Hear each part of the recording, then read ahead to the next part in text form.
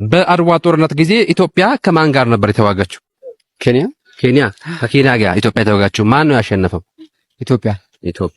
እሺ ከማን ጋር ነበር የተዋጋችው? አንድ አቀርትን ብለሽ ከኬንያ ጋር ኦኬ። ማን አሸነፈ? ኢትዮጵያ። በአድዋ ጦርነት ጊዜ ኢትዮጵያ ከማን ጋር ነበር የተዋጋችው? ከግብጽ ጋር። ማን አሸነፈ? ግብጽ።